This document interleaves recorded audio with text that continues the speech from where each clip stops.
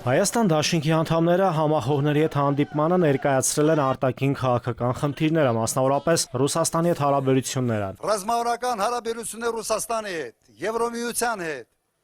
անդամակցել են բազմաթիվ միջազգային կազմակերպություններին, երբեք մեկը մյուսին չհակադրելով։ Հանրապետության նախագահը ավտոմատը ձեռքին,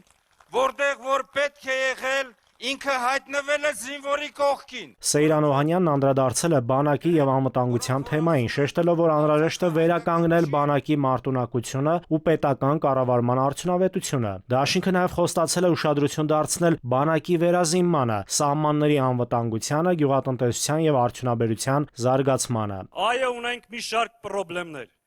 բայց մենք գիտենք այդ խնդիրները լուծելու ճանապարհները։ Դաշինքի հիմնական նպատակներն են մարզերի զարգացումն ակտիվացնելը եւ աշխատատեղերի ստեղծումը։ Մարզերում հանդիպումների ընթացքում բնակիչները բարձրացրել են մի շարք տեղական եւ սոցիալական խնդիրներ՝ աշխատատեղերի պակաս, երիտասարդների արտագաղթ, գյուղատնտեսական դժվարություններ, ճանապարհների եւ ենթակառուցվածքների վատ վիճակ, սոցիալական աջակցության եւ բնակարանային խնդիրներ, անվտանգության եւ սահմանների պաշտպանության հարցեր։ Մենք բոլորս հունիսի 7-ին տեր կանգնենք Հայաստանին,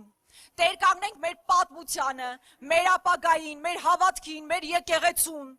Ու ես վստահ եմ, որ միասին մենք դա անելու ենք։ Դաշինքը խոստացել է բարելավել քաղաքացիների սոցիալական պայմանները, զարգացնել տնտեսությունը եւ ամրապնդել երկրի անվտանգությունը։ Հայաստան դաշինքը իշխանության գալով նպատակ ունի Հայաստանում ապահովել բարձր տնտեսական աճ։ Նաիրի Մուրադյան, ժամը լրատվական։